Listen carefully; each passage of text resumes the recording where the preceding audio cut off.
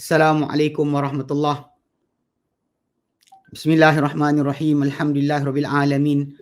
Nahmaduhu wa nasta'inuhu wa nastaghfiruh wa na'udzu billahi min syururi anfusina wa min sayyiati a'malina. May yahdihillahu fala mudilla lahu wa may yudlilhu fala hadiya lahu. Asyhadu an la ilaha illallah wa asyhadu anna Muhammadan abduhu wa rasuluh. Allahumma salli ala Muhammad wa ala ali Muhammad kama sallaita ala Ibrahim wa ala ali Ibrahim wa barik ala Muhammad wa ala ali Muhammad kama barakta ala Ibrahim wa ala ali Ibrahim fil alamin innaka Hamidum Majid. Rabbi shrah li sadri wa yassir li amri wahlul 'uqdatam min lisani yafqahu qawli, amma ba'd. Alhamdulillah, kita bersyukur kepada Allah Subhanahu wa taala dapat kita kumpul pada hari ini. Insya-Allah menyambung menyambung semula kelas pengajian kita ini berkenaan dengan ringkasan tafsir Ibn Kathir, yang mana kita kali terakhir kita jumpa itu kita dah habiskan suratul habis suratul An-Nisa, dan kita dah masuk kepada pendahuluan bagi suratul Al-Maidah, surah Al-Maidah. Kita ambil pada pendahuluan suratul Maidah. Ini kita dalam tajuk ni kita sebutkan itu berkenaan dengan pendahuluan tentang nama suratul Maidah sendiri. Kemudian kita sebut berkenaan dengan fadilat surah Al-Maidah ni, dan tentang maki madani dia, dan masalah dalil berkenaan dengan ia turun sekaligus dengan dia turun secara berperingkat, secara berasingan. Mana kita bacakan dan kita terangkan, dan kita tahu bahawa konteks utama surah Al-Maidah ni sebenarnya macam kita sebutkan, dia berkaitan dengan perjanjian yang diambil kata umat ini bagi tajuk perkara halal dan haram untuk umat Muhammad sallallahu alaihi wasallam. Ini kita sebutkan itu sedemikian, dan kita insya-Allah hari ini akan masuk pada tajuk ni. InsyaAllah kita akan masuk ke tajuknya pada hari ini. Baik. Cuma sebelum dari itu,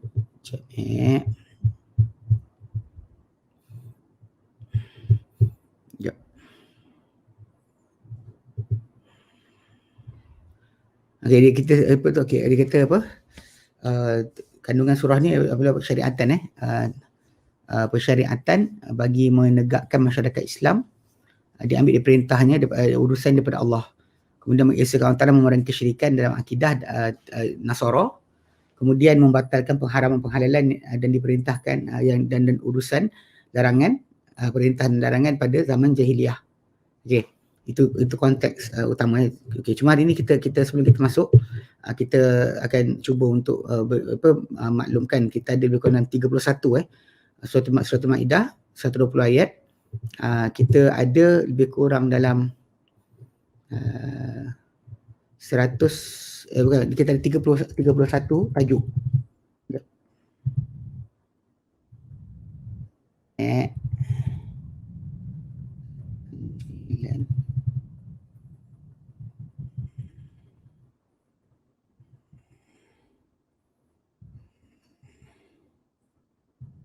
Tiga satu tajuk. Mula dengan tajuk lah, kita baca tajuk-tajuk tu dulu, kemudian baru kita kita masuk kepada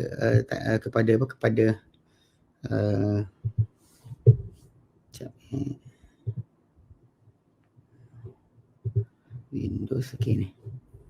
Ni macam kita buat dalam surah Nisa dulu lah. Kita dalam surah Nisa dulu kita ada buat perbincangan tentang tajuk ni. Tu kita akan ambil bahagian-bahagian dia. Dia mula dengan pertama sekali tentang janji dan perjanjian dengan umat Muhammad sallallahu alaihi wasallam 1 sampai 8. Potongan pertama Potongan kedua, perjanjian dan balasan. Perjanjian dan balasan ayat 9 sampai 10. Kemudian potongan ketiga, bencana dan bala, pengalihan bala bencana pengalihannya daripada umat Islam. Bala bencana dan pengalihan bala bencana tersebut daripada umat Islam. Seterusnya yang ketiga, keempat, keempat, perjanjian bersama Yahudi dan Nasrani. Perjanjian Allah ambil antara Yahudi dengan Nasrani. Kelima, kerosakan akidah ahli kitab. Ayat 17 sampai 19. Kemudian 20-26, buruknya adab Yahudi. Ini kita akan baca berkenaan dengan tajuk macam mana mereka buat pada Musa AS. Kisah apa yang berakhir dengan Musa berpisah dengan mereka. Yang ketujuh, kesalahan dan hukuman. Kesalahan hukuman. Ini berkenaan tajuk itu ada apa benda yang hukuman yang tentukan dan apa yang akan kena kepada orang bila Allah Taala letakkan hukuman. Kemudian seterusnya ke-8, hukum hirabah. Hirabah ni maksudnya perompakan. Perompakan.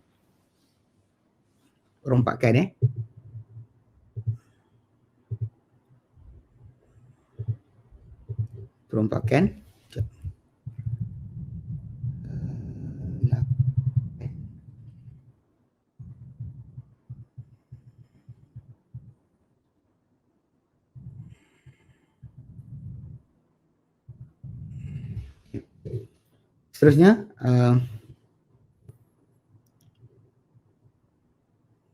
okey. Kemudian apa ayat 35, kemudian ayat 35 37 dalam dalam ketakwaan dan juga ada keselamatan daripada neraka. Dalam ketakwaan ada keselamatan daripada neraka. Kemudian yang ayat ke-38 40 hukuman had mencuri.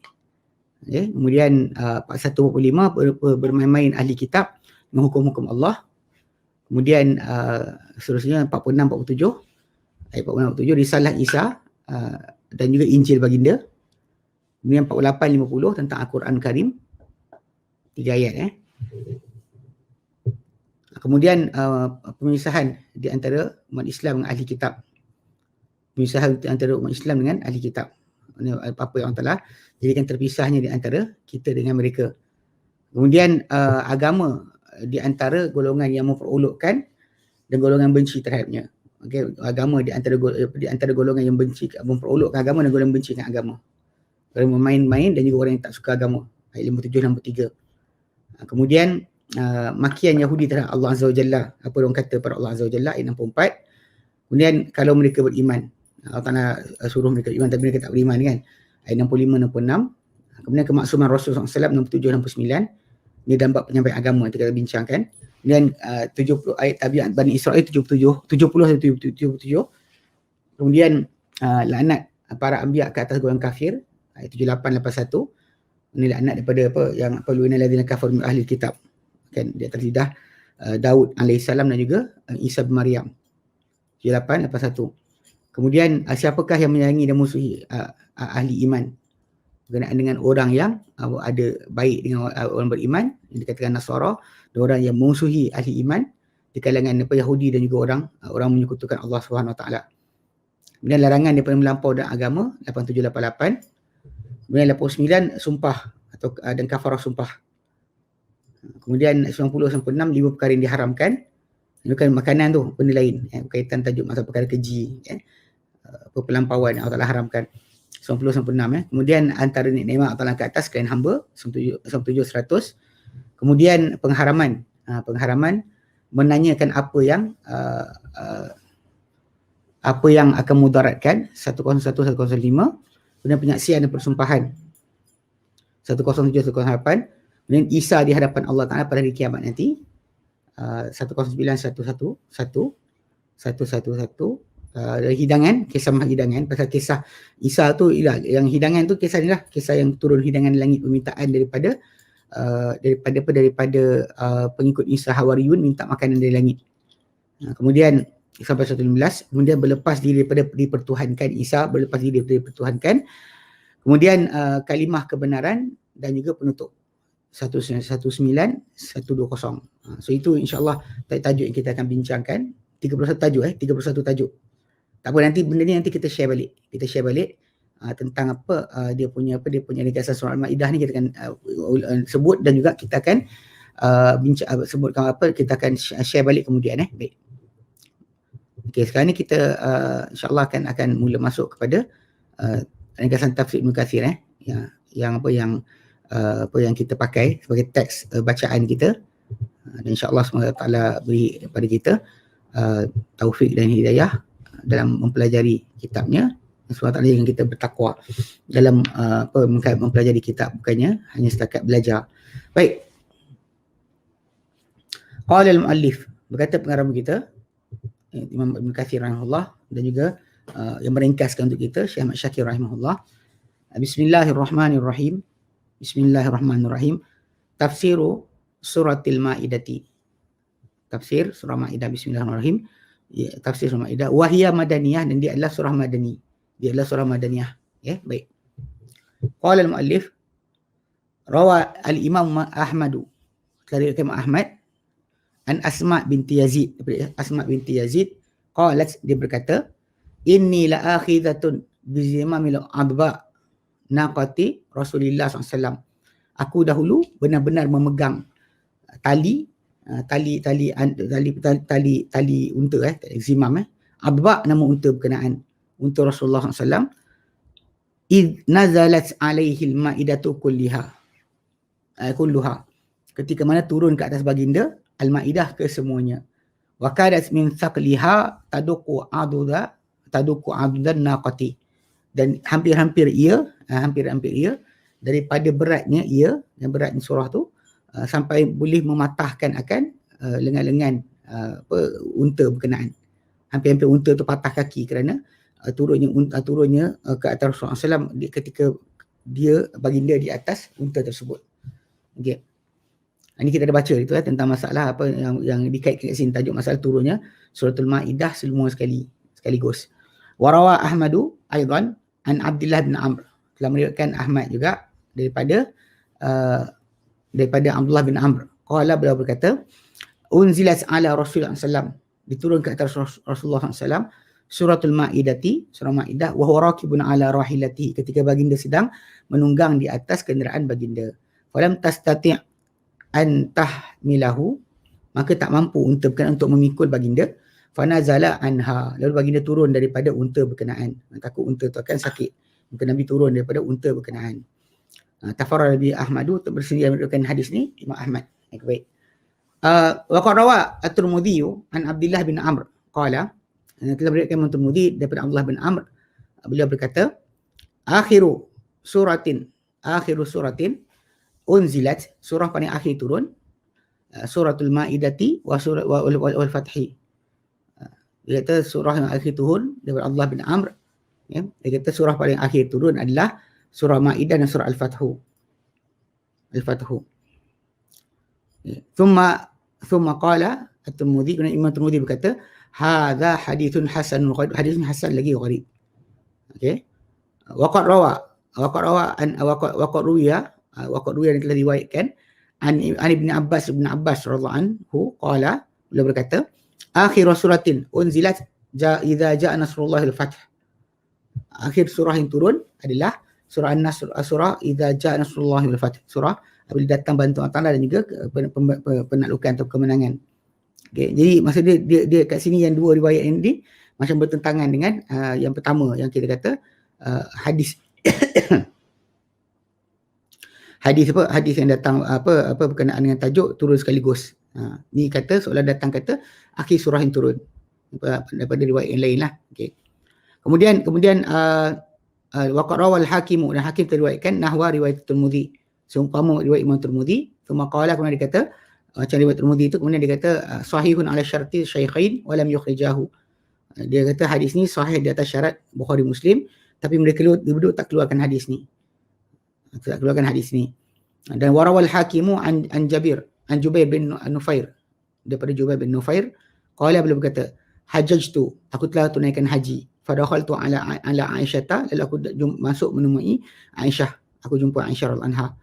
Faqalat li ya Jubair, kemudian beliau itu Aisyah berkata kepadaku, taqra'u al-Maidata, engkau baca al-Maidah ke? Bila tanya itu taqra'u al-Maidata, maksudnya kau hafal tak al-Maidah? Faqultu na'am, dia kata ya. Faqalat, maka berkata Aisyah berkata, ama innaha akhiru suratin nazalat, adapun ia adalah akhir surah yang turun. Fama wajadtum fiha min halalin fastahilluh, maka apa yang kamu dapati dalam surah tersebut dihalalkan, ia halal, maka sebarang yang halal maka halalkanlah ia. Wa ma wajadtum fiha min haramin faharrimuhu, apa-apa kamu dapati dalamnya daripada yang haram, maka haramkanlah ia. Tsumma qala, kemudian berkata Hakim, sahihun ala syarti syaikhaini wa lam yukhrijahu, hadis ini sahih di atas syarat dua Bukhari Muslim. Dia share Bukhari Muslim tapi mereka tak keluarkan. Okey, tapi kena ingat bila Imam Hakim kata macam tu, tidak semestinya hadis berkenaan betul-betul atas syarat Bukhari Muslim. Disebut syarat Bukhari Muslim tu maksud dia perawi yang diterima oleh Bukhari, perawi yang diterima oleh Muslim. Mana Imam Muslim terima A, B, C, D. Bukhari pun terima A, B, C, D. Tiba-tiba tapi dia tak keluarkan. Tapi kadang-kadang benda tu tak dikeluarkan oleh mereka. Mungkin kerana ada syarat yang tak cukup. Contoh macam seorang perawi tu, ada guru yang banyak. Mungkin Bukhari Muslim ambil daripada guru yang A je. Habis guru B dia tak ambil. Okey, person berkenaan ada perawi dia tapi tidak cukup syarat. Syarat yang Bukhari Muslim letakkan. Wallahualam kan. Tapi kita itu sebenarnya bila diperiksa balik. Amat jarang sangat payah dijumpai hadis dalam Mustadrak Hakim tu yang Bukhari Muslim betul-betul tak keluarkan. Bahkan banyak yang dikatakan tak dikeluarkan Bukhari Muslim tapi dikeluarkan Bukhari Muslim sebenarnya. Okey. Jadi cuma ini memang tak ada lah. Ini yang kita sebut ni memang tak ada dalam Bukhari Muslim. Okey. Warawa Imam Ahmad, riwayat Imam Ahmad juga, wazada, dan riwayat Imam Ahmad ada tambahan. Tambahan dia adalah wasa'altuha, berkata Jubair bin Nufair, aku tanya dia, itu Aisyah radhiyallahu anha, an khuluqi Rasulullah, mengenai akhlak Rasulullah SAW. Faqalat, maka berkata Aisyah berkata Al-Quran, akhlak Nabi, akhlak Rasul adalah Al-Quran. Rawahun Nasa'i pun riwayatkan hadis tersebut berkenaan dengan tambahan akhlaknya adalah Al-Quran. So ada pun dalam riwayat yang sampai atas saja, itu hanya datang daripada Hakim Mustadrak. So macam kita sebutkan itu, perbincangan dia memang ada percanggahan timbul berkenaan dengan tajuk ini. Cuma kita kata kalau turun sekaligus kemudian dibacakan balik sekali lagi pun tak pelik. Sebab dia kata akhir surah yang turun kan. Kita kata kerana dalam perbincangan kita itu ada kita sebutkan berkenaan dengan hujah yang dipakai oleh orang yang kata surah ini telah turun awal, yakni bila mana mereka kata ada ayat tentang perang Ahzab. Perang Ahzab tahun ke 4 atau 5 Hijrah. 4 atau 5 Hijrah. Okay. Pasal ketika mana nak perang Badar tu kan, perang Badar bukan perang Badar, bukan perang Ahzab, perang Badar tahun kedua. Pasal dalam ayat nanti kita baca ayat yang ke di antara 20, 25, 26 tu ada tajuk berkenaan dengan perang yang buruk Bani Israel tu kan, diorang kata pada Musa, pergilah kau dengan Tuhan kau pergi perang, kami tunggu sini. Tapi dalam hadis yang datang yang sahih, memang datang tahun kedua Hijrah, itu bila Sa'ad bin Mu'az kan, perbualan di antara Musa dan kaum dia, yang bila diorang kata pergilah kau dengan kaum kau pergi perang, kami tunggu sini. Sa'ad bin Mu'az kata kepada Rasulullah, kami takkan kata pada engkau macam dikatakan oleh Bani Israel kepada Musa. So maksudnya bila kita dengar situ, maksudnya ayat tu dah turun dah ketika perang Badar tu, dah ada perbincangan berkenaan dengan tajuk apa kata-kata Bani Israel kepada Musa AS, pergi engkau dengan Tuhan kau pergi perang, kami tunggu sini. Tapi yang Sa'ad bin Mu'az kata, kami kata pada engkau, pergilah engkau dengan Tuhan kau pergi perang, kami bersama engkau berperang. Itu antara dalil bahawa tahun kedua dah ada. Itu kita sebutkan berkenaan dengan tajuk tajuk berkenaan dengan memang ayat tersebut memang ada bahagian besar turun memang sebelum daripada itu lagi, dan bukan surah terakhir pun. Untuk kata surah terakhir, kita tak kata di surah terakhir. Pasal pendapat yang datang tu daripada Ibn Abbas radhiyallahu anhu tak datang kuat. Okey.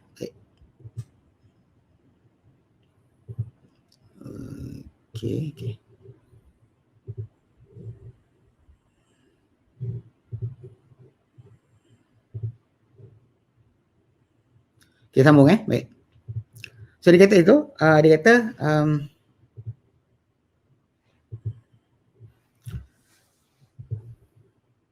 okey. Berkata Ibn Katsir rahimahullah, kata Bismillahirrahmanirrahim. Ya ayyuhalladzina amanu awfu bil 'uqud.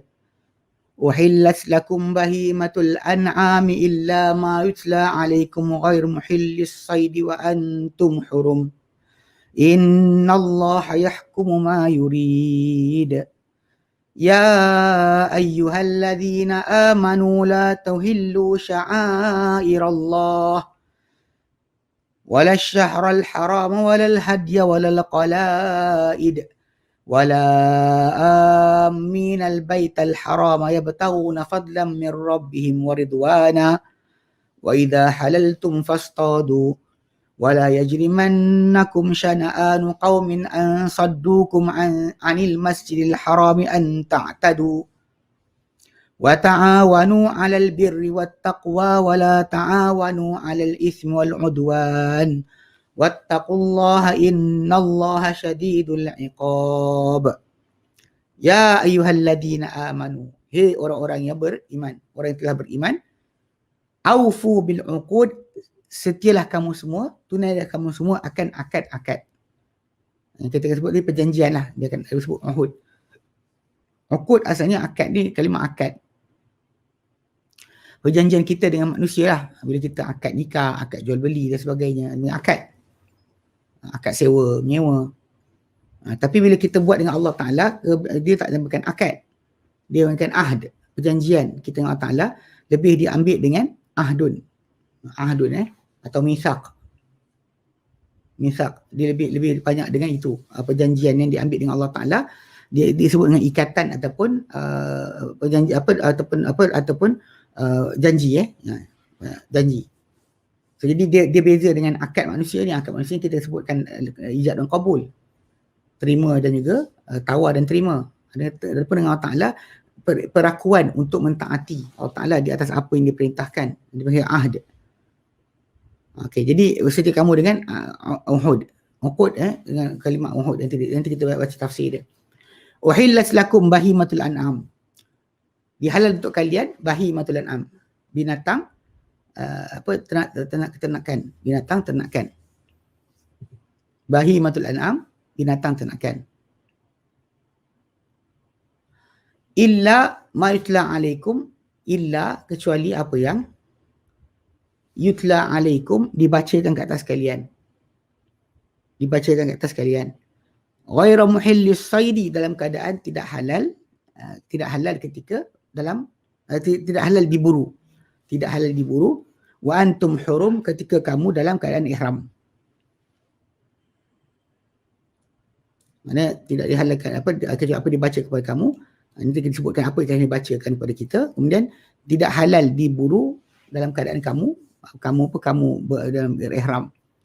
Innallaha yahkum ma yurid, Allah Ta'ala menghukum apa saja dia kehendaki. Ini hak mutlak Allah, maka dia dihukumkan.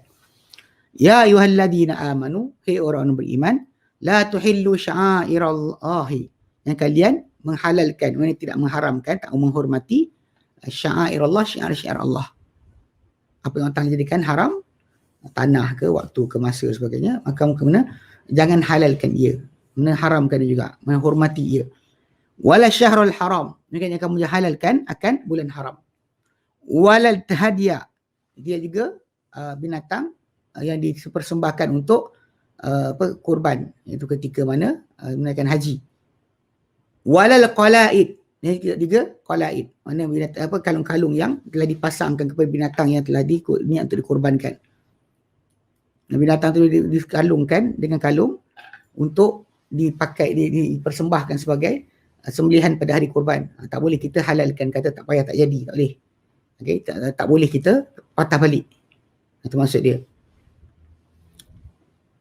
Qala itu kalung. Cuma kalung tadi maksud dia, kita kata pada kes ini yang tadilah pada binatang yang bila ditandakan untuk dikorbankan, binatang tadi sebenarnya kita panggil apa, tidak lagi ditarik balik daripada untuk dikorbankan. Okey. Demikian yang kamu halalkan, wala aminal baital haram, jangan juga kalian halalkan untuk mengganggu, mengacau orang yang aman, mendapatkan keamanan dengan Baitullahil Haram. Masuk Baitul Haram minta diamankan. Yang mereka dia bertanggung jawab min rabbihim wa ridwana, mereka nak cari kelebihan dari Tuhan mereka dan keredaan. Wa idza halaltum, bila kalian dah halal, maksud dah keluar daripada ihram, fastadu, berburulah. Dan halal yang binatang yang asalnya haram tadi, bila diharamkan kerana pakai ihram, lepas daripada tanggal ihram, maka dia jadi halal untuk kalian buru. wala yajrimannakum syana'anu qaumin an saddukum anil masjidil haram an ta'tadu. Jangan kalian menjadikan kalian berlaku jurm, kan, melampau ataupun jenayah, dan jangan menjadikan kamu membuat jenayah terhadap jangan menghalalkan kamu, membolehkan kamu buat jenayah syana'anu qaumin, permusuhan atau pertentangan dengan satu kaum yang menjadikan kamu halal kerana perbuatan permusuhan kamu dengan dia, pertingkahan kamu dengan satu kaum tu, ansaddukum anil masjidil haram, dengan sebab mereka sekat kamu dahulu dari masjidil haram, an ta'tadu, wa kalian melampau. Mana perbuatan kaum yang buat jahat pada kamu tu tidaklah halal bagi kamu untuk kesalahan pada mereka, kerana mereka sekat kamu di masjidil haram. Tak halal, tak dihalalkan, haram. Wa ta'awanu 'alal birri wat taqwa, dan bertolong-tolonglah kamu ke atas kebaikan dan ketakwaan. Wala ta'awanu 'alal itsmi wal 'udwan, dan kamu bertolong-tolong ke atas dosa dan permusuhan. Wattaqullaha, takutlah kamu kepada Allah Taala, innallaha syadidul iqab, Allah Taala amat keras siksaan. Okey, baik. Berkata Ibnu Katsir rahimahullah, rawa Ibnu Abi Hatim an Ma'd wa Auf an Ma'nin wa Aufin aw ahadihima. Dalam riwayatkan Ibnu Abi Hatim daripada Ma'an ataupun dan Auf ataupun salah seorang di antara mereka berdua, anna rajulan ata Abdullah bin Mas'udin, seorang lelaki datang kepada Abdullah bin Mas'ud. Faqala ahid ilayya, buatlah perjanjian dengan aku. Berikan aku satu janji, satu benda untuk aku jaga, maksud dia. Okay. Faqala, maka berkata Ibnu Mas'udin, idza sami'ta Allah yaqul, bila engkau mendengar Allah Ta'ala berfirman, ya ayyuhalladzina amanu, hei orang beriman, fa'ar'iha sam'aka, maka tumpukanlah kepadanya, dengarkanlah kepadanya pendengaran kau, telinga kau tumpu pada dia. Fa'innaha khairun ya'muru bihi aw syarrun, fa'innahu khairun ya'muru bihi aw syarrun yanha anhu, kerana ia adalah kebaikan yang Allah Ta'ala nak perintahkan dengannya, atau keburukan yang Allah Ta'ala larang daripadanya. Ya, maksud dia, bila dia minta buat janji, bagi berlaku satu perjanjian, maka Ibn Mas'ud berikan pada dia ayat tadi. Ayat surah Al-Ma'idah ni, yang pertama ni untuk dipakai kepada dia. Sebab apa? Sebab iaitu ya ayyuhalladzina amanu tu. Bila dengar ya ayyuhalladzina amanu, maka dia tumpukanlah pendengaran kau. Okay, tapi hadis ni macam dikatakan bawah tu, sanad dia jayyid, namun ada putus di antara Ma'an dan Auf dengan Ibn Mas'ud, pasal mereka berdua tak jumpa dengan Ibn Mas'ud radhiyallahu anhu. Tapi riwayat daripada mereka berdua, atau salah seorang antara mereka berdua daripada Ibn Mas'ud radhiyallahu anhu. Dia macam kita sebutkan tabi'in, walaupun dia mungkin sezaman dengan para sahabat, tapi mungkin umur dia, usia lahir dia, tempat tinggal dan sebagainya boleh dipastikan bahawa mereka tak berjumpa. So dekat situ mungkin dia dapat daripada orang lain. Cuma memang betul dari segi daripada pengertian yang kita faham itu, kata-kata Ibn Mas'ud itu benar. Sebab bila Allah Ta'ala panggil ya ayyuhalladzina amanu, ia ada sama ada kebaikan Allah Ta'ala perintah kita, atau dari situ ada larangan yang Allah Ta'ala nak, keburukan yang Allah Ta'ala larang kita daripadanya. Itu betul. Jadi lelaki tu minta buat janji, maka Ibn Mas'ud kata ambil ni, pegang ni. Mana ini, jaga benda ni. Bila dengar ya ayyuhalladzina amanu, tumpukan pendengaran. Sebab kat situ ada perintah atau larangan, ada kesuruhan atau tegahan, ya, itu daripada Allah SWT untuk kita. Baik. Wara Ibn Jarir an Muhammad bin Muslim, diriwayatkan Ibn Jarir At-Tabari daripada Muhammad bin Muslim, qala, beliau berkata, qara'tu kitab Rasulillah SAW, aku telah membaca tulisan atau surat Rasulullah SAW, alladhi kutiba li Amr bin Hazm hina ba'athahu ila Najran, yang ditulis untuk Amr bin Hazm ketika baginda mengutuskannya kepada orang-orang Najran, ke Najran. Najran ni kawasan di antara sepadan Saudi dengan Yaman, utara Yaman, selatan Saudi, Najran dahulu. So, jadi ketika tu Nabi utuskan Amr bin Hazm untuk pergi ke sana, sambil bawa untuk ajarkan halal haram sebagainya, sambil bawa tulisan daripada Rasulullah sallallahu alaihi wasallam. Yang Nabi ada penulis untuk tukang tulis. Nabi tak tulis, Nabi tak tulis sendiri, tapi disuruh kepada penulis baginda sallallahu alaihi wasallam tuliskan. So surat tu dia kata dibaca. Okay. Wa kana al-kitabu 'inda Abi Bakar bin Hazm. Dan surat tu dahulu berada di tangan Abu Hakim bin Hazm. Fihi, dalam surat tersebut, hadza bayanun minallahi wa rasulihi. Ini adalah penjelasan daripada Allah dan juga Rasulnya. Dia kata, dan dia sebut, ya ayyuhalladzina amanu aufu bil uqud, wahai orang beriman, setilah dengan perjanjian. Fakutibal ayat minha, maka dituliskan ayat daripadanya, hatta balagha innallaha sari'ul hisab, subhanahu wa ta'ala amat cepat akan perhitungan, sampai nombor 4. Mana ayat pertama sampai ke 4 dituliskan di situ. Okey. Itu antara riwayat yang datang. Baik. Kemudian Warah Ibn Abi Hatim, dari kalimah Ibn Abi Hatim, an Abdullah bin Abi Bakrin Ibn Muhammad bin Amr bin Hazm, daripada Abu Bakar bin Muhammad bin Amr bin Hazm, an abihi, daripada bapa dia. Daripada Abu Bakar bin Muhammad bin Hazm, kan? Dan surat tu di sisi anak dia, anak Amr bin Hazm, kan? Dia okey, sisi Amr bin Hazm, kan? Abu Bakar bin Amr bin Hazm. Biasa kadang orang-orang ni memang dia dinisbah pada atuk terus. Okay. Dia kata dari sisi surat tersebut berada di sisi dia. Okay. Dia kata qala, dan dia kata hadza kitabur Rasulillah indana. Inilah surat Rasulullah di sisi kami, alladzi katabahu li Amr bin Hazm, yang baginda tuliskan ia untuk Amr bin Hazm, hina ba'athahu ila al-Yaman, ketika baginda utuskan dia ke Yaman, tapi Najran lah, ke arah utara Yaman, selatan Saudi sekarang kedudukan dia. Yufaqihu ahlaha, untuk dia fahamkan agama kepada penduduknya, penduduk Najran tu, wa yu'allimuhum as-sunnata, supaya dia diajar kepada mereka sunnah, ajar mereka sunnah. Wa ya'khudhu sadaqatihim, dan dia ambil daripada sedekah-sedekah mereka, terima zakat mereka. Fakataba lahu kitaban wa ahda, lalu baginda tuliskan kepadanya satu surat, ya, dan juga perjanjian. Wa amarahu fihi bi amrihi, dan bagi perintahkan dalamnya dengan perintah baginda. Fakataba, maka baginda tulis, bismillahirrahmanirrahim, dengan nama Allah Ta'ala Maha Pengasih lagi Maha Penyayang. Hadza kitabun minallahi wa rasulihi, ini adalah surat daripada Allah dan Rasulnya. Ya ayyuhalladzina amanu aufu bil uqud, hai orang beriman, setialah kamu dengan perjanjian-perjanjian. Dia adalah ahdun min Rasulillah, min Muhammadin Rasulillah li Amr bin Hazm. Ini adalah perjanjian daripada Muhammad bin Rasulullah SAW, Muhammad Rasulullah, kepada Amr bin Hazm, hina ba'athahu ila Yaman, ketika baginda mengutuskannya ke Yaman. Amarahu bi taqwallahi fi amrihi kullihi, baginda perintahkan dia untuk bertakwa dengan perintahnya semua sekali, ya, bertakwa untuk kepada Allah Ta'ala dalam urusannya semua sekali. Fa innallaha ma'al ladzina taqaw wal ladzina hum muhsinun, kerana Allah Ta'ala bersama orang yang bertakwa dan orang-orang mereka ni buat kebajikan. So untuk itu dia patutnya laksanakan semua sekali, jaga perintah Allah Ta'ala dalam urusannya, kerana Allah Ta'ala akan bersama dengan dia kalau dia bertakwa. Okey. Wa qauluhu fi al-ma'tal pastu aufu bil uqud, hai orang beriman, setialah kamu dengan perjanjian-perjanjian.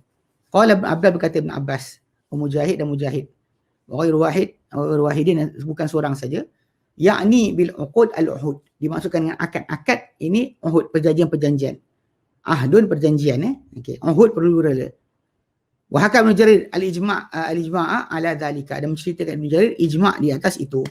Mana semua ulama tafsir bersepakat bahawa al-uqud al-uhud, ini pasal semua akad itu perjanjian, bukan semua perjanjian itu akad. Ahdun ni lebih besar, lebih luas. Yang perjanjian kita dengan Allah Ta'ala masuk. Adapun akad kita dengan manusia. Bahkan akad kadang-kadang consist of ijab wa qabul, penawaran, kan, offer dan juga acceptance. Dua benda tu kan ada. Adapun dalam masalah perjanjian, dia Allah Ta'ala ambil daripada mereka kepatuhan. Itu adalah janji yang diambil oleh Allah Ta'ala ke atas makhluknya. Okey. Dia kata qala, dia berkata al-awwal uhud adalah maka yata'aqadun alaihi min al-halafi wa ghairihi. Dia adalah apa yang mereka dahulu berakad ke atasnya dan daripada sumpah dan sebagainya lah. Sumpah ke tak sumpah semua sekali. Al-ahd itu lebih tepatlah. Dia kata kerana balik pada asal setiap akad itu ahad. Tapi bukan semua ahdun tu akadun. Bukan semua akad, bukan semua perjanjian tu akad. Ada perjanjian ni dituntut daripada satu pihak saja. Okay? Baik. Wa Ibn Abbas fi qaulihi, pada firman Allah Ta'ala, ya ayyuhalladzina amanu aufu bil uqud, hai orang beriman, setialah kamu dengan perjanjian-perjanjian. yakni al-uhud. Akad-akad yang ni al-uhud itu perjanjian-perjanjian. Yakni dimaksudkan, maksud apa perjanjian Allah Ta'ala itu adalah, kat sini Ibn Abbas kata, ma ahallallahu wa ma harrama, apa Allah Ta'ala halalkan dan apa yang diharamkan. Wa farada wa ma hadda fil Qur'ani kullih, dan apa yang difardukan dan apa yang dibataskan dalam Quran seluruhnya. Wa ma wala taghduru wala tankusu. Jangan kalian qadar, buat hilah, mengkhianat.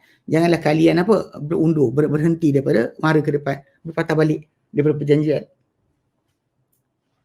Thumma shaddada fi dhalika faqala ta'ala, kemudian dia mengeraskan pada perkara itu, lalu dia faqala ta'ala, maka Allah firmankan, dia kata dalam surah Ar-Ra'd ayat ke-25, alladzina yanquduna ahdallahi min ba'di mitsaqihi, orang-orang yang memutuskan atau merungkaikan perjanjian Allah Ta'ala sesudah ikatannya.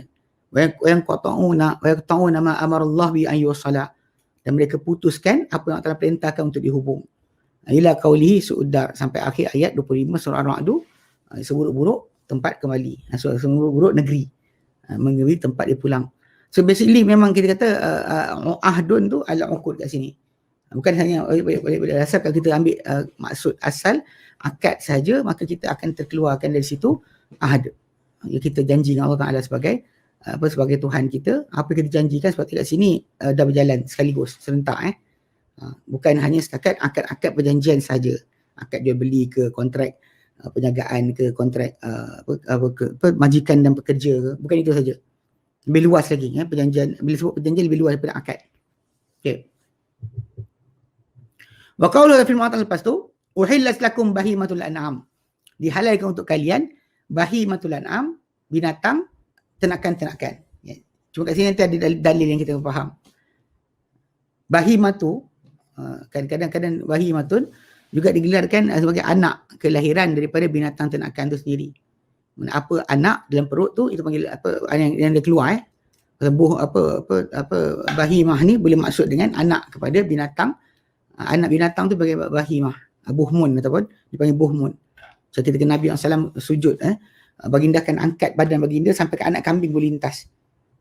Mana boleh lintas anak kambing bawah baginda. Dan kalimah gunakan bahmun lah, bahamin, mana anak kambing. So bahimah ni boleh disebutkan maksudnya anak binatang ternakan. Dan binatang ternakan tu adalah wahiyah, al-an'am tu adalah, ternakan tu adalah al-ibilu wal baqaru wal ghanamu. Ibil, unta, bakar, lembu, dan ghanam, kambing. Dengan family dia lah. Kalau macam kita kata unta kan, lama, alpaka dan sebagainya, itu kan, itu satu keluarga. Daripada unta. Bakar, lembu, seladang, kerbau, satu family. Kemudian ghanam, kambing, biri, kambing kampung dan sebagainya, semua satu family. Okay, maksudnya dikatakan itu yang an'am tu adalah binatang-binatang berkenaan. Tak bincang ayam, itik, angsa tak masuk. Ya, pasal binatang nanti bila masuk korban pun, yang diterima daripada kita korban adalah itu. Bukannya korban dengan binatang-binatang seperti ayam, telur, tak ada. Bab pahala mungkin dibahagikan. Bab amal tak pernah Nabi korban dengan sembelih ayam. Sembelih ayam tak kira korban. Okey, baik. Qalahul Hasan, mengatakan pendapat ni Hasan Al-Basri, dan juga Qatadah bin Di'amah As-Sadusi, khairu wahid, dan bukan seorang saja, ramai di kalangan para tabi'in cakap macam tu. Qala Ibn Jarir, berkata Ibn Jarir, wa kadzalika huwa 'indal Arabi, dan demikianlah ia itu di sisi orang Arab. So, orang Arab disebut al-an'am macam tu, tak namakan semikian. Tapi kalau kita tengok macam kes orang kat Mongolia ke sebagainya kan, ada mereka ni kadang bela rusa apa, salji, reindeer. Ada yang digunakan binatang tu bukan diorang bela semua. Dekat situ mungkin perbahasan kita akan timbul. Kalau negara yang macam ada yak tu mungkin boleh kias dengan lembu. Dia kan kata macam apa yang tadi kan, nak kias dengan apa? Unta ada saiz sendiri, lembu ada saiz sendiri, rupa sendiri, kambing pun ada rupa sendiri. So rusa nak masuk mana? Sebab rusa tak boleh, kali ikut kepada tajuk ni, rusa korban tak boleh rusa tak boleh dikorbankan. Dia bukan masuk binatang korban. Baik, pada asal rusa ni punya tabi'nya atau sikap, sifat dia Dia tak macam lembu, kambing sebagainya. Kan lembu dan kambing bila domesticated kan, kita domestikkan dia dah boleh duduk dengan kampung, orang jalan pun dia tak lari sebagainya. Tak ada gabut tiba-tiba apa bila lari tak berpasal, tak ada. Dia memang sifat dia macam tu. Sedangkan rusa kalau kita tengok macam kes dia punya tabiat adalah liar. Dia tak ada dibela dalam rumah sebagainya. Sifat dia bukan sifat binatang yang macam tu.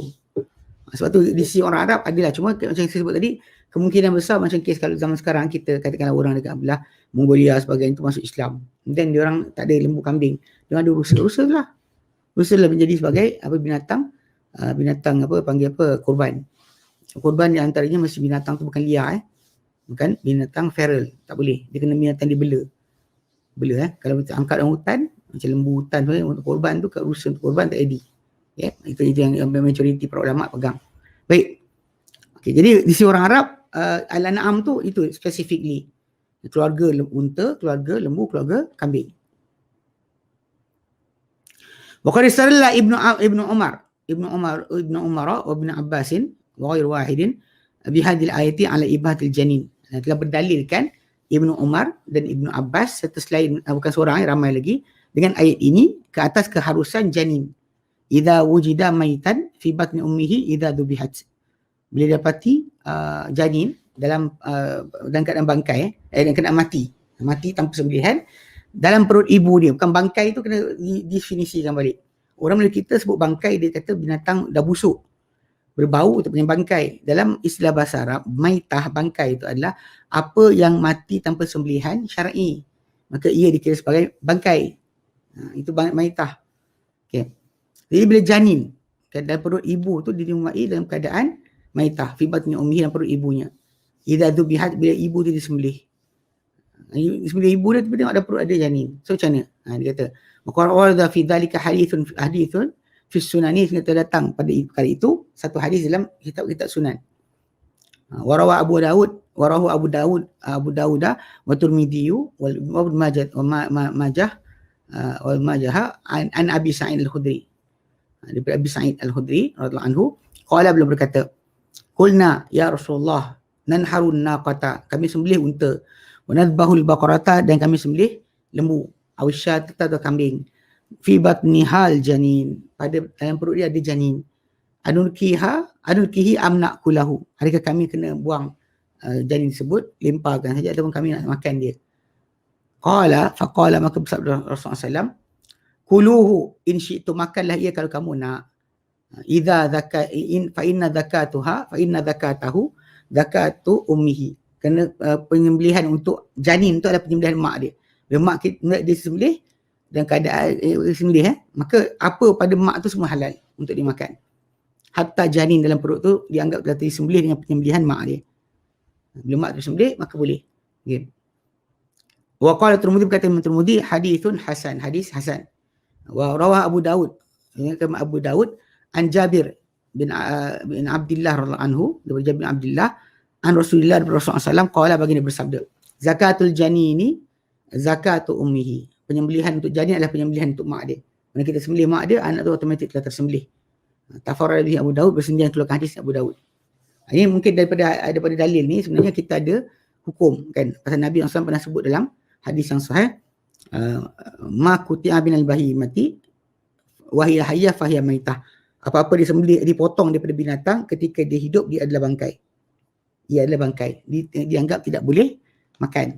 Kita potong kaki lembu je jual, sebelah kukis dekat setengah tempat diorang curi lembu, nak buat seekor lembu, masa kereta payah, so dia tangkap lembu, dia tak sembelih lembu tu, dia potong kaki je, kemudian jual dekat kedai. Sebab kadang-kadang ada orang bila nak beli lembu, daging lembu tepi jalan tu, dia tengok dulu kepala ada tak.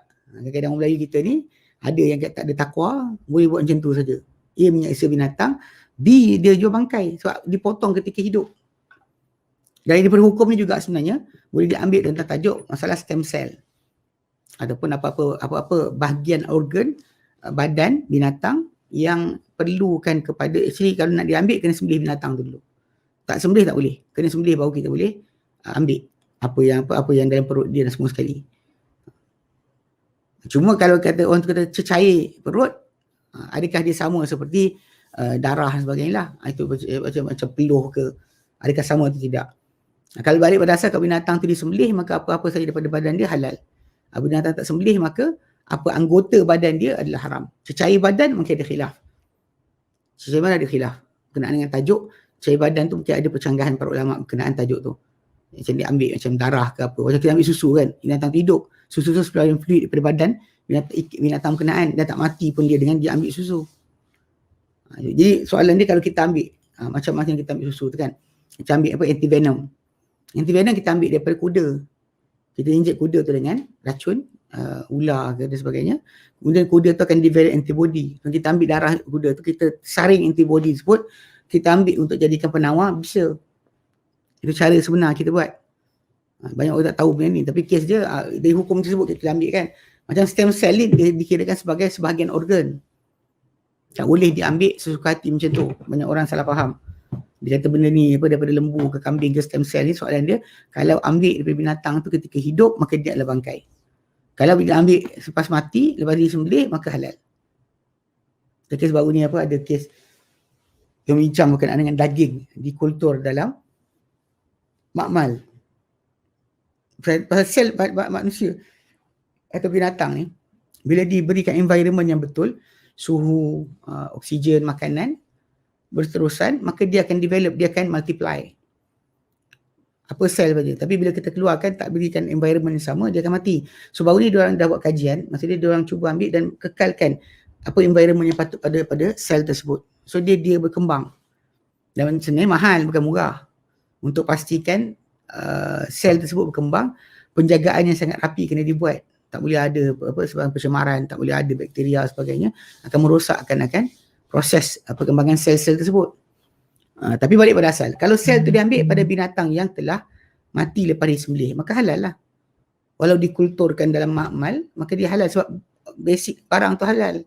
Adapun kalau sekiranya diambil ketika hidup tu, diorang sedut, ambil sel tersebut dan diorang nurture kan, letak dalam makmal, kemudian perkembangkan, maka ia adalah bangkai. Walaupun ibu tak mati, induk asal tak mati, sel badan dia tadi yang diasingkan adalah bangkai. Ini benda yang banyak orang saya tak perhatikan. Saya makan pil ni lah, suplemen ni lah, dia tak kira bukan masalah hal haram yang betul. Okay, baik. So dia kata, jadi kat sini pasal bahimah tadi, mesti kata ada maksud dia dengan maksud anak, binatang ternakan, anak kan. Jadi kalimat-kalimat bahimah, buhmun, disebut sebagai anak kepada binatang ternakan itu sendiri, adalah bahimah. Boleh gelar macam tu. So jadi dalil ayat ni dikatakan anak tu, mana ibu tu disembelih, anak dia jadi halal. Okey. Ibu sembelih, anak halal. Terus halal semua sekali Sebab tu kata kalau orang tu ambil stem cell ke apa benda, lembu ke kambing ke, tak kisahlah. Tajuk dia ambil ketika hidup ke dah mati. Sel tadi, stem cell sebenarnya, sel yang ada bone marrow ke apa, yang diambil tu, actually di benda tu binatang hidup. So kalau kita ambil lain, dia tak sama macam fluid badan. Fluid badan boleh kita kiaskan dengan susu. Darah dia ke apa sebagainya, kita ambil substance, itu boleh kita kaitkan susu. Pasal dia tak dikira potong, dia cuma just ambil keluar. Adapun bahagian kena potong, tu semua jadi bangkai. Bangkai baik. Wa qawlu ta'ala firman lepas tu, illa ma yutla alaikum, apa yang dibacakan ke atas kamu. Qala Ibn Abbas, berkata Ibn Abbas, yang dibacakan itu adalah yakni bidzalika, dimaksudkan dengan itu al-maitatu, al-maitata, bangkai, waddama, darah, walahmul khinzir, dan juga daging babi. Wa qala Qatadah, berkata Qatadah, yakni bidzalika al-maitah, dimaksudkan dengan itu, yang dibacakan itu adalah maitah, bangkai. Wa ma lam yuzkar ismallahi alaih, dan apa yang tak disebut nama Allah Ta'ala padanya. Wa zahir, kata Ibn Kathir, yang nyatanya adalah wallahu a'lam, Allah Ta'ala lebih mengetahui, annal murada bidzalika, yang kendaki dengan itu adalah sebenarnya ayat yang nanti, ayat depan sikit, yang ketiga. Ayat ketiga yang datang berkenaan dengan tajuk apa yang dibacakan kepada kita, binatang tak halal kita makan. Itu qauluhu, Allah Ta'ala nyatakan, hurrimat 'alaikum maitatu waddamu walahmul khinzir, diharamkan atas kamu bangkai, darah dan daging babi, wa ma uhilla li ghairillah, dan apa yang dipersembahkan kepada selain Allah Ta'ala. Jadi sembelih kepada selain Allah Ta'ala. Wal munkhaniqatu, dan yang tercekik, wal maqudatu, yang terlempar. yang tercampak dengan benda dengan badan. Wal mutaradiyatu yang jatuh di tempat tinggi, wan natihatu yang ditanduk oleh binatang lain. Wa ma akala sabu'u dan apa yang dimakan oleh binatang buas yang lain. Dia kata fa inna hadhihi, kerana kata Ibn Kathir sekali, kerana semua ini semua ni wa in kana min al-an'am, meskipun dia termasuk daripada binatang ternakan, illa annaha tuhramu bi hadhil awarid, tapi dia diharamkan dengan perkara-perkara mendatang itu. Anything yang datang tadi mengharamkan akan binatang-binatang tersebut. Walihada qala, kerana Allah Ta'ala nyatakan illa ma dhakkaitum wa ma dhubiha 'ala nusuk, kecuali apa yang kalian sempat sembelih, kalian sempat sembelih daripada binatang-binatang tadi yang tercekik ke, yang dibaling dengan batu ke, benda keras ke, pukul kat kepala ke, ataupun yang jatuh tempat tinggi ke, ataupun yang ditanduk oleh binatang buas yang lain, binatang yang lain ke, ataupun yang makan oleh binatang buas, kecuali apa kalian sempat sembelih, maka ia jadi halal. Okey, yakni minha, daripada binatang-binatang berkenaan. Fa innahu haramun la yumkinu istidraku. Fa innahu haramun, kerana sebenarnya ia adalah haram. La yumkinu istidrakuhu wa talahukuhu.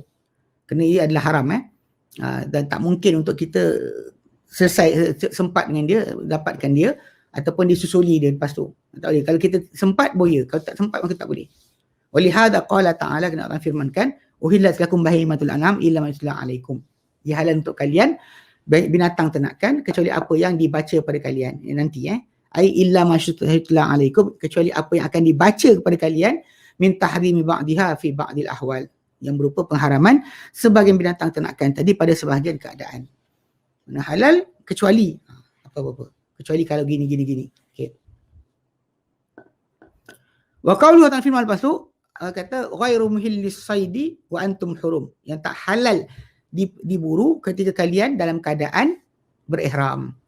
Qala ba'dhum, berkata sebagian mereka, hadha mansubun al-hal, ini ghairu muhilli saidi ni, dia dalam ini semua jumlah ni adalah dalam mansub, dalam keadaan nasab, di atas sebagai hal. Dan bahasa Arab ni hal tu dia jadi penyempurna pada maksud. Yang contoh macam ja'a Zaidun rakiban, dia datang Zaid dalam keadaan menunggang. Rakiban tu kena baris atas, sebab dia hal bagi Zaid, atau hal perbuatan Zaid datang. Zaid datang dalam keadaan menunggang. Ja'a Zaid dah sempurna ayat tu. Zaid telah datang, habislah. Tapi dalam keadaan menunggang. Macam kes binatang ni kan, tak halal untuk kamu apa yang dibaca pada kamu. Tidak halal, dalam keadaan tidak halal diburu ketika kalian dalam keadaan berihram. Okey. Wal murad bil an'am, jadi kena dengan binatang ternakan tu yang disebutkan ayat tadi, ma ya'ummul insi minal ibili wal baqari wal ghanami wa ma ya'ummu al wahshi kadhiba wal baqar wal humur. Dia adalah apa yang meluasi kan, meliputi al insi yang telah pun domesticated kan, telah dijinakkan, diblur di tengah-tengah orang ramai, seperti unta, lembu dan juga kambing. Wa ma ya'ummu al-wahshi, demikian juga apa yang meluasi pengertian an'am tu pada binatang yang liar. Kaziba, seperti apa rusa, wal baqar, lembu, wal humur, dan juga keldai-keldai. Cuma keldai dimaksud kat sini, humur wahshi ni kuda belang. Kalau anda kata keldai biasa tu humur ahli lah, atau insi yang dibela dalam kampung dan sebagainya. Keldai yang tu dipanggil keldai insi ataupun ahli. Keldai yang liar dipanggil itu adalah kuda liar. Yang keldai liar yang aka zebra. Zebra is actually keluarga keldai. Jadi zebra halal, keldai haram. Zebra halal sebab Nabi SAW dalam perjalanan daripada Madinah ke Mekah ketika Hajjatul Wada' dalam satu riwayat memang datang bahawa para sahabat ada yang berburu binatang tersebut, itu keldai liar, itu aka kuda belang, dan dimakan oleh baginda sallallahu alaihi wasallam. Sedangkan ketika perang Khaybar, perang Khaybar, lepas Khaybar lah, lepas Khaybar memang telah diharamkan keldai telah diharamkan. So himar wahshi tu dia adalah yang dipanggil sebagai kuda belang. So maksudnya bila disebut uhillat lakum bahimatul an'am, Al-an'am tadi meluasi, yang dibela atau tak dibela. Itu maksud dia. Binatang-binatang ternakan. An'am tu lebih meluasi, ada kata luas. Pada maksud A atau B. Sebab pada ketika tidak berihram kan, berihram saya pun, yang unta, lembu dan kambing memang domesticated. Kemudian zebak, rusa-rusa kan, lembu dan juga keldai, itu semua memang liar. Tapi tak dikatakan juga pasal memang ada unta liar, lembu liar, kambing liar zaman tu. Sekarang tak sempat liar, semua ditangkap oleh orang. Okey. Fastasna minal insi ma taqaddama. Maka dikecualikan daripada al-insi, daripada yang belaan tadi, apa yang telah lalu. Wastasna minal wahshi as-saida fi halil ihram.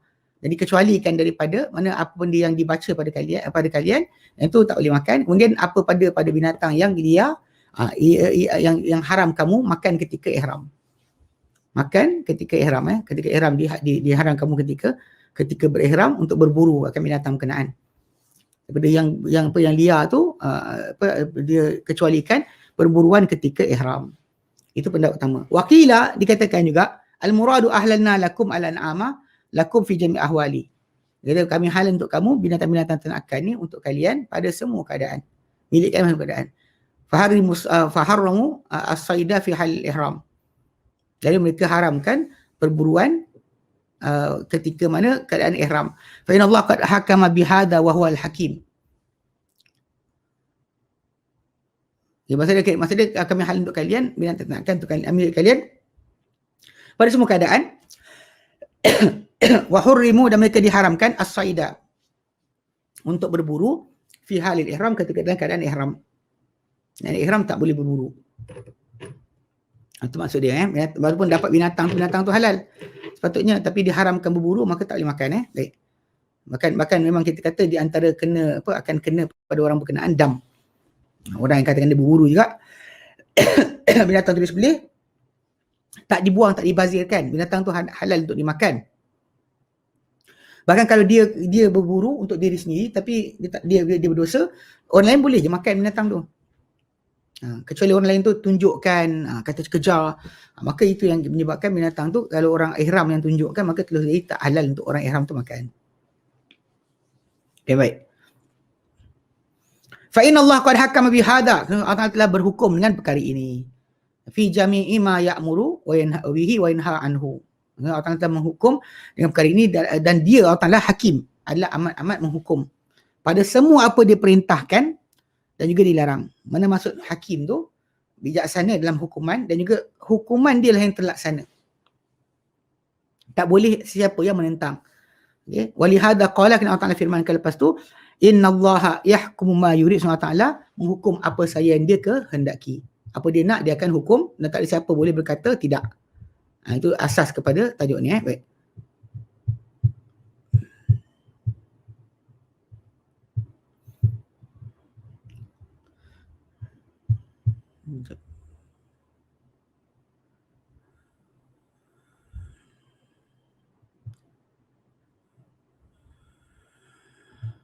Okay, dia kata, ya ayyuhalladzina amanu, hai orang beriman, la tuhillu sya'airallah, yang kalian menghalalkan akan syiar-syiar Allah. Benda Allah Ta'ala haramkan. Okay. Syiar-syiar Allah Ta'ala, qala Ibn Abbas, kata Ibn Abbas, ya'ni bidzalika manasikal haji. Jadi maksudkan itu adalah manasik haji. Kata halal boleh langgar, tak buat ke, jangan cakap macam tu. Qala Mujahid, kata Mujahid, as-safa wal marwata wal hadiya wal budna min syairillah. Safa, Marwah. Mana Safa Marwah tu, dan juga binatang sembelihan, dan unta yang dikorbankan tu adalah termasuk daripada syiar-syiar Allah. Itu maksud dia. Okay. Mana jangan kamu halalkan untuk tak buat atau untuk tak hormati syiar-syiar Allah Ta'ala tadi. Waqila, dikatakan pula pendapat yang lain, syairullahi wa maharimuhu. Okay. Syairullah tu adalah syairullahi maharimuhu. Perkara-perkara yang diharam, syiar Allah Ta'ala adalah perkara yang diharamkan oleh dia. Maksud dia, la tuhillu maharimullah allati harramaha ta'ala. Jangan kalian menghalalkan perkara-perkara haram yang diharamkan ia oleh Allah Ta'ala. Walihada qala ta'ala, kerana Allah Ta'ala firman, wala syahrul harama, janganlah juga kalian halalkan bulan haram. Yani bidzalika tahrimuhu, maksud dengan halal itu adalah tahrimuhu wa i'tirafu bi ta'zimihi. Ia adalah penghormatan bulan tersebut dan pengiktirafan tentang keagungan bulan berkenaan. Keagungan bulan berkenaan kita kena hormati. Dan juga dengan cara penghormatan itu adalah dengan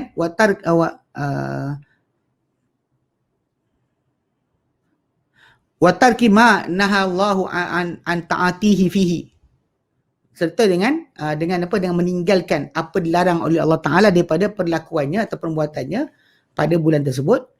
Min ibtida'i, yang bermula daripada ibtida' bil qital, contohnya memulakan peperangan. Wa ta'kiril ijtinabil maharimi, serta bersungguh-sungguh atau menekankan menjauhi perkara yang diharamkan. Kama qala ta'ala, macam Allah firmankan dalam surah Al-Baqarah ayat 217. Allah katakan, yas'alunaka 'anil syahril harami qitalin fihi qul qitalun fihi kabir. Mereka tanya engkau Muhammad mengenai bulan haram, berperang dalamnya. Katakanlah berperang dalamnya adalah besar, itu dosa di sisi Allah Taala. Allah firmankan surah Taubah ayat ke-36, wa qala ta'ala, Allah firman, inna iddatash syuhuri 'indallahi 12 syahra. Ulangan bulan di sisi Allah Taala adalah 12 bulan. Kan fiha arba'atun hurum, pada 4 dari 12 bulan haram tu, bulan-bulan tu ada 4 bulan haram. Wa fi sahih Bukhari, dan sahih Bukhari, an Abi Bakrah, dari Abi Bakrah radhiyallahu anhu, anna Rasulullah sallallahu alaihi wasallam qala fi hajjatul wada'. Rasulullah telah bersabda pada dalam haji wada' baginda sallallahu alaihi wasallam. Nabi kata apa? Inna zamana qad istadara ka hayatihi yawma khalaqallahu as-samawati wal arda. Sesungguhnya masa telah berputar seperti mana keadaannya pada hari Allah Ta'ala ciptakan langit dan bumi. Maksud dia punya pusingan segalanya dah jadi macam the first start, dan start permulaan kedudukan setiap benda, seperti mana hari orang jadikan alam semesta ini. Masa telah jadi sedemikian, Nabi kata. Okay. Minha arba'atun hurum. As-sanatu isna asyara syahra. Setahun tu ada 12 bulan. Ada 12 bulan. Start daripada Nabi SAW cakap tu, sampai sekarang para ulama umat Islam memelihara akan timing berkenaan, timing bulan kita tunaikan haji, timing untuk mula Ramadan, bila Ramadan sebagainya. Pada hari Nabi SAW berucap tu, itulah hari di mana telah align balik macam mula-mula jadinya alam semesta. Kemudian Nabi kata as-sanatu isna asyara syahra. Setahun tu ada 12 bulan. Minha arba'atun hurum. Daripadanya 12 bulan tu ada 4 bulan haram. Salasun mutawaliyat, 3 bulan yang beriringan, Dzul Qa'dati, Dzul Hijjati wa Muharram. Wa Muharram Dzul Qa'idah, Dzul Hijjah dan ke Muharram.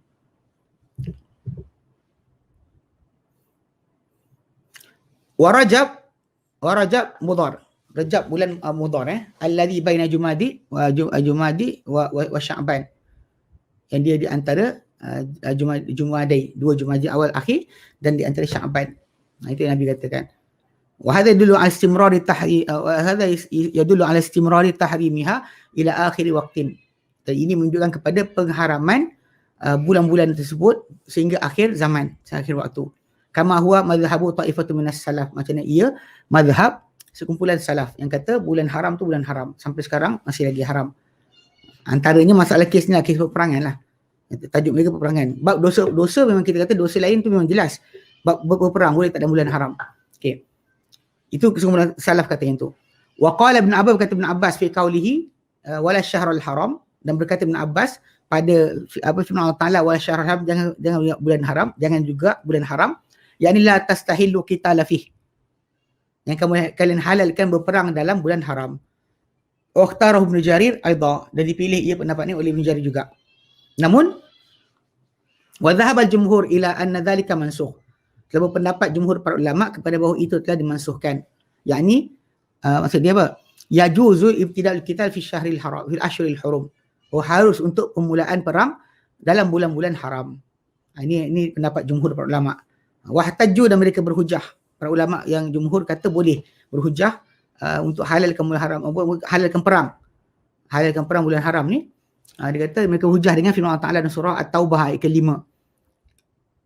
Jadi fa'idzan salakal ashhurul hurum, bila selesai bulan haram yang tahun ni, Faqtul musyrikin haitsu wajadtumuhum. Perangilah orang musyrik di mana saja kalian temui mereka. Lepas ni temui mereka mana, perang je.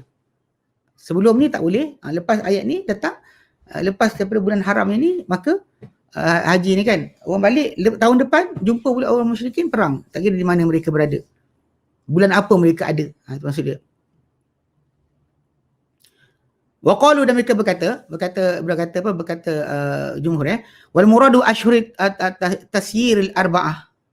Okey, mana dah dikenaki dengan bulan-bulan pemudahan yang 4 tu. Faqtulul musyrikin haitsu wajadtumuhum. Perangilah orang-orang musyrik di mana kamu dapati mereka. Qalu, para jumhur ulama kata, falam yustasna syahran haraman min ghairihi. Maka tak dikecualikan satu bulan haram pun daripada bulan-bulan yang lain. Ini katakan sedemikian. Okey. Wa haka Imam Abu Ja'far al-ijma'a ala anna Allah qad ahalla qital ahli syirki fi ashhuril haram, ashhurul hurum. Ya. Dan telah menceritakan Imam Abu Ja'far ijma' di atas bahawa Allah telah menghalalkan, ke atas bahawa Allah telah menghalalkan peperangan terhadap ahli syirik pada bulan-bulan haram. Wa ghairiha minasyuhuris sanati, dan selainnya daripada bulan-bulan setahun. Qala, dia kata sini, wa kadzalika ajma'u, dan mereka ijma' juga ala annal musyrika, wa seorang musyrik in qallada unuqahu aw dhira'ihi biliha'i jami'il ashjaril haram.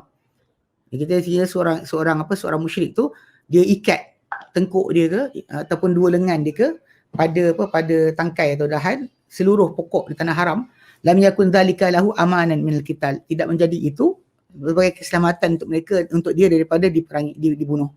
Minal qatli, tak jadi itu keamanan untuknya daripada dibunuh.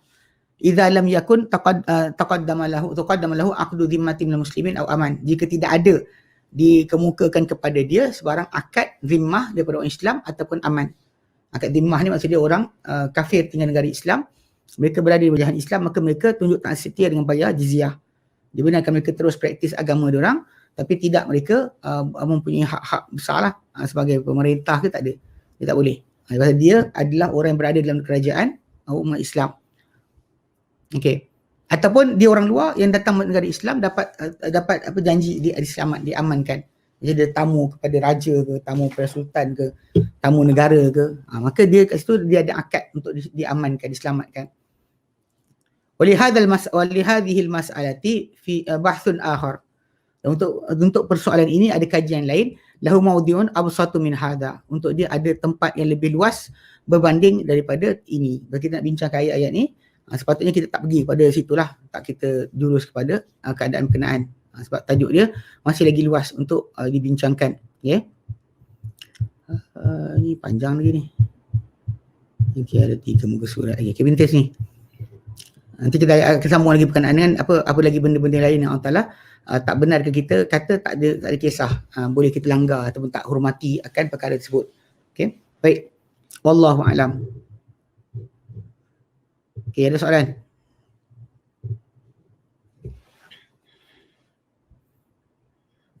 Ustaz, korban selalu dilakukan untuk isi rumah. Bolehkah kita kongsi untuk satu kambing misalnya?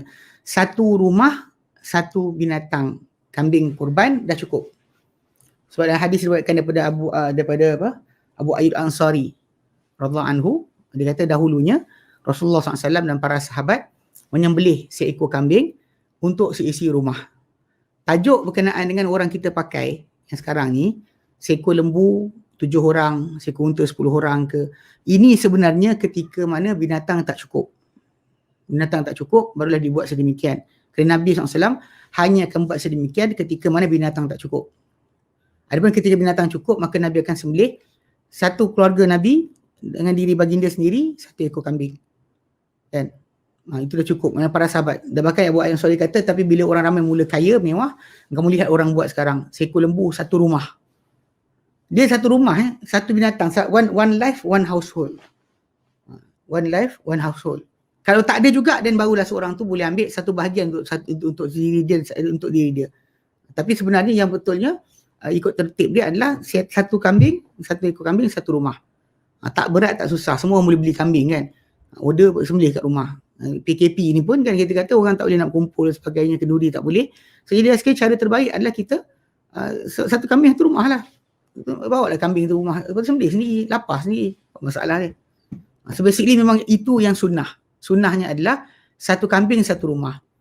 Satu kambing satu rumah. Yang sistem 7 orang satu lembu tu, itu Nabi hanya buat ketika mana binatang tak cukup. Binatang tak cukup baru jadi macam tu. Adapun kalau zaman sekarang ni kan, satu kambing satu rumah tu sebenarnya boleh kata semua cukup. Kambing kecil pun cukup dah.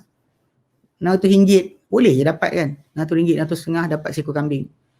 Itu sepatutnya yang dibuat. Itu cara sebenar dalam kurban. Wallahualam. Baik. Okay, kita berhenti sini. InsyaAllah kita sambung kemudian. Wallahualam. Wa sallallahu ala sayyidina Muhammad wa sallam. Alhamdulillahi rabbil alamin. Assalamualaikum warahmatullahi wabarakatuh.